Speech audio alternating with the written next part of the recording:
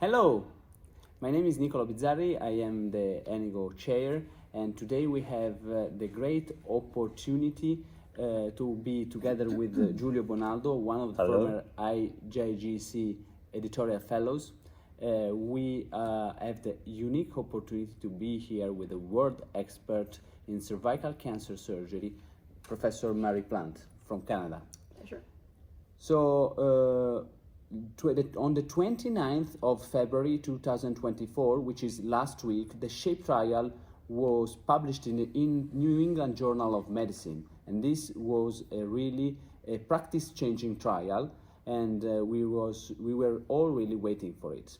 Today we are here at ESGO Congress 2024 in Barcelona because Mary Plante and the SHAPE trial team presented a new abstract looking at the impact of surgical approach and preoperative conization, let's say pre-hysterectomy conization, on outcomes from the surgery.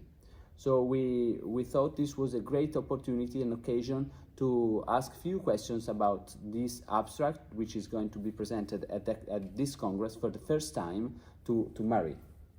Pleasure. Thank you for being with us. Thank you. So the first question we would like to ask you is was there any survival difference in general between patients undergoing conization versus no conization, regardless of conization margin? No, actually, we saw no difference in outcome between the patients who had a prehysterectomy lipocone or if they did not have a prehysterectomy lipocone. We saw no difference in outcome in general. Thank you. Thank you.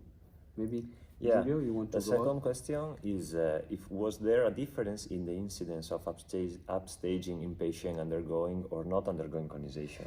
So based on the data that we have, I'm afraid I'm not able to answer this particular question specifically about upstaging of patients. Okay, Yeah. perfect. And another question that I have is if considering that there were no death and no additional pelvic recurrences and only 2 pelvic recurrences in patients with clear margins after LEEP or cone, could we say that offer a simple hysterectomy is even more appropriate in these patients or not?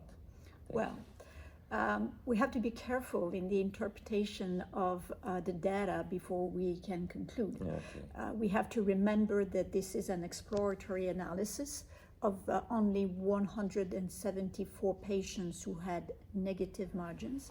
And it's the study that we are looking at was not designed to answer the question you're asking. Okay. But I think that what we can say is patients meeting the SHAPE criteria for low-risk disease. If these patients had a prehysterectomy lipocone, and if the margins were negative, the chances of recurrence is actually very low. We saw 2 recurrences. That's 1.4%. Okay. But it's not 0, right? So what we have to be careful is that if the margins are negative on the cone, it doesn't guarantee that there is no residual disease in the uterus. For instance, we all had those cases where we do a lipocone, negative margins, and yet higher up in the cervix might be a skip lesion, and so these patients can still have disease in the residual cervix, right?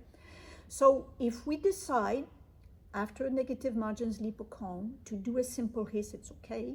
And if you decide to choose MIS, I think we always have to think that patients can still have a little bit of disease in the cervix, and to be careful with using protective measures like closing the cervix, no uterine manipulator, and so on, to further reduce the risk of recurrence in case there was some residual disease despite the negative margin. So I think that would be the message I would like to convey, is to still always be careful. So really how surgery is performed matters. This absolutely. is important to highlight, even in low-risk patients. So, and this is, I think, what comes out from this, research. Because I might say that we saw no recurrences in patients who had open surgery. So that's why I'm saying it turns out the 2 recurrences were MIS. Is it just by chance, by luck, or bad luck, or is there The technique. exactly? Of So course, that's why we need to be of careful. course, with so small number of events, no statistical Yeah. can Exactly. be done, Exactly. but this is the picture of the situation, and we need to take into account. That would be the message. Yeah. So really, I think it was short but really intense.